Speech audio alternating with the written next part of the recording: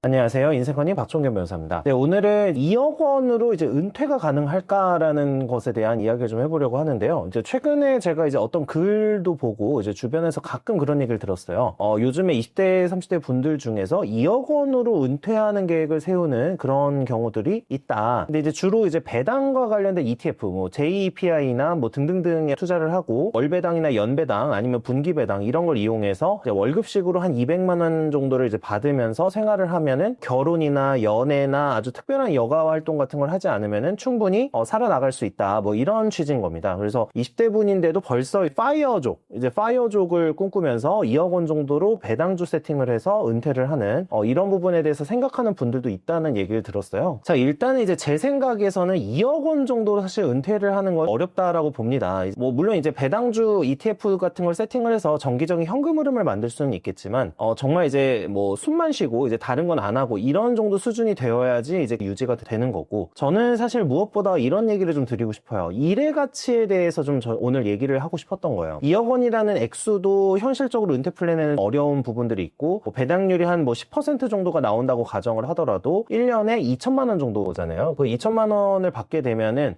연 2천만 원 정도면 이제 월 뭐 200이 좀 안 되는 그런 금액이 되겠죠. 근데 이런 이제 금액으로 뭐 향후에 오를 월세라든지 이런 것도 감당이 어려울 가능성이 높은 데다가 실제로 이제 2천만 원이 넘거나 이제 관련 이제 ETF나 이런 소득 같은 경우에는 금융종합과세에 걸릴 수도 있겠죠. 그러면서 이제 여러 가지 부담이 더 늘어나기 때문에 실제로 사용할 수 있는 돈은 줄어들 수도 있습니다. 근데 이제 오늘 돈에 대한 이야기보다는 좀 일에 대한 이야기를 좀 드리려고 하는데요. 요즘에는 다들 이런 얘기를 많이 하세요. 아, 일이 정말 지긋지긋하다. 뭐 일하는 게 너무 힘들다. 뭐 이런 얘기를 하는 좀 20대 분들하고 얘기를 많이 해요. 그리고 특히 이제 이런 가치관을 많이 듣습니다. 일은 내 삶과는 분리되어 있다. 제가 예전 이제 워라밸 관련 이야기를 드린 적이 있는데, 일이 이제 삶에서 분리되어 있고 그 일이라는 것이 사실 지긋지긋한 것인 거예요. 그 사람들에게는 지긋지긋하고 그냥 단순히 돈을 벌고 살아나가기 위한 방편이다, 이렇게 이야기를 하는 분들이 많고, 그렇기 때문에 더 파이어를 꿈꾸는 그런 분들이 많은 것 같습니다. 물론 일이라는 것 자체가 사람마다 뭐 일을 평가하는 방식이 다를 수는 있어요. 일에 대해서 뭐 안 좋게 보는 분들도 있고, 정말 먹고 살기 위해서 억지로 계속해서 하고 있는 분들도 있고 한데, 이제 저 같은 경우에는 저는 파이어족을 꿈꾸는 사람은 아니거든요. 이 파이어족을 꿈꾸거나 뭐 40대 때 조기 은퇴를 해가지고 막 어떤 뭐 놀아야지 이런 생각을 하는 스타일의 사람은 아니에요. 그리고 주변에 이제 파이어족을 꿈꾸었다가 이제 실제로 이제 이뤄내신 분들이 좀 있어요. 뭐 특히 뭐 조기에 엑시스를 하셔가지고 큰 돈을 벌었거나, 아니면 뭐 투자가 성공을 해서 큰 돈을 벌어서 뭐 이제 현금 흐름을 만들어서 은퇴를 하신 분들이거나, 뭐 건물주가 돼서 월세를 받으면서 또는 배당주 세팅을 해서 해외에서 이제 여행을 하면서 생활하는 그런 분들이 간혹 있긴 하거든요. 근데 그분들이 얘기하는 게 이거예요. 은퇴를 하긴 했었는데 다시 좀 일을 찾게 되더라 라는 얘기를 하시는 분들이 좀 있었어요. 왜 그랬냐면 뭔가 삶이 좀 지치고 무료해진다는 거예요. 그리고 쉬는 것도 계속 쉬다 보니까 일만 한 게 없더라 라는 생각이 들더라는 겁니다. 그래서 제가 조금 이제 조사를 해보고 제 생각을 좀 말씀드리려고 했는데, 저는 이렇게 봐요. 사실 일이라는 게 물론 생계유지가 제일 크겠죠. 이제 돈을 벌어서 내가 이제 노후 준비도 하고 가족들을 먹이고 이런 거가 제일 큰 거는 사실입니다. 뭐 당연히 그 부분을 부정하고 싶진 않은데, 이제 일이라는 것 자체가 삶에 오히려 활력을 가져다 주고 단순히 생계유지가 아니라 인간의 필요성, 인간이 왜 살아가는가에 대한 하나의 이유가 될 수도 있다는 거예요. 그래서 이 부분에 대한 말씀을 좀 드리려고 하는데, 일의 장점에 대해서 말씀드리려고 합니다. 첫 번째로 뭘 보냐면 인지기능 저하를 방지할 수 있는 제일 좋은 수단이다, 이렇게 말씀드리는데, 흔히 뭐 치매 예방을 한다고 하면서 숫자 공부라든지 이제 계산을 해본다든지, 뭐 예전에 이제 고스톱 같은 것도 이제 치매 예방에 좋다 뭐 이런 얘기를 했는데, 제가 요즘에 성공하셨지만 은퇴하신 분들과 대화를 하거나 이런 자리들이 있었어요. 그래서 이제 이야기를 나눠보니까 자기는 일이 좋다고 하시는 겁니다. 근데 일을 하기가 어렵기 때문에 그냥 소일거리를 찾아서 일을 한다, 이런 은퇴하신 분의 이야기가 있었어요. 근데 그분이 일에 대해서 예찬을 하는 이유는 뭐냐면은 자기가 일을 할 때가 훨씬 더 활력이 있었고 훨씬 더 두뇌가 잘 돌아갔었다는 거예요. 근데 계속 집에 누워있거나 그냥 소일거리 정도만 한다거나 여행을 다녀보니까 이제 뇌가 옛날처럼 돌아가지 않는다는 느낌을 든다는 겁니다. 그래서 제가 좀 찾아봤는데, 그 몇몇 연구에 의하면요, 일의 장점을 뭘로 보냐면은 뇌를 위한 하나의 이제 운동 효과라고 보더라고요. 실제로 은퇴가 빠른 국가일수록 노년층의 인지 점수가 더 빠르게 하락한다는 연구가 있었습니다. 그러니까 일을 오랫동안 하는 사람들이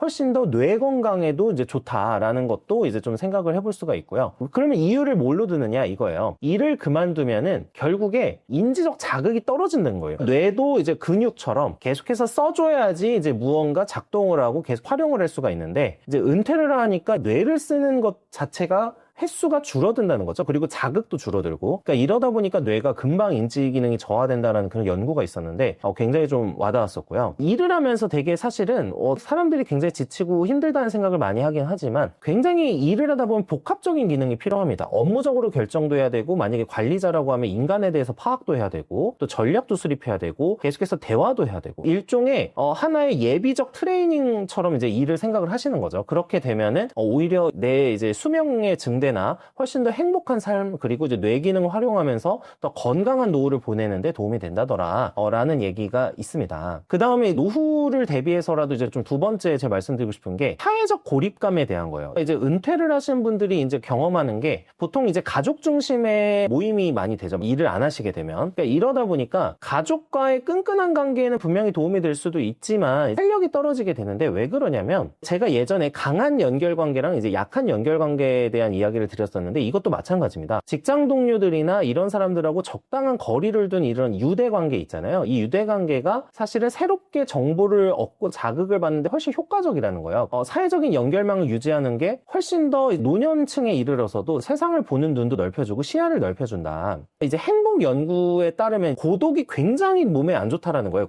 물론 고독한 시간도 필요하고 저도 그런 부분에 대해서 되게 찬성하는 편이지만 고독은 이런 연구가 있더라고요. 담배를 하루에 5개비를 피는 이런 것만큼 건강에 해롭다라고 하는 이야기가 있습니다. 그래서 일상적으로 이제 협력하고 이런 인사를 하고 갈등을 해결하고 이런 과정들이 어쩌면은 그 사람의 이제 고립감이나 고독감을 막고 훨씬 더 이제 생명선에 가까운 단순히 뇌 기능을 떠나서 생명선에 가까운 것일 수도 있겠다. 이렇게 말씀을 좀 드리고 싶고 자, 그 다음에 세 번째 마지막으로 저는 목적의식에 대한 이야기를 해보려고 하는데 이 목적의식이라는 게 저는 굉장히 중요하다고 생각해요. 최근에 어떤 한 연구에 따르면은 이 목적의식이 뚜렷할수록 이게 수명이 길다라는 얘기가 있더라고요. 제 주변을 봐도 그래요. 30대 초반 중반에 이르러서도 어느 정도 뭐 직장도 찾고 뭐 굉장히 좋은 직장이나 직업을 가지고 이렇게 해서 더 이상의 노력이나 더 이상의 성장을 추구하지 않는 분들이 많이 있어요. 근데 이게 이제 목적의식이나 삶에서 뭘 해야겠다라는 게 뚜렷하신 분들의 경우에는 꾸준히 이제 노력을 하는 거고 그게 사실 돈일 수도 있고요. 돈의 어떤 액수일 수도 있고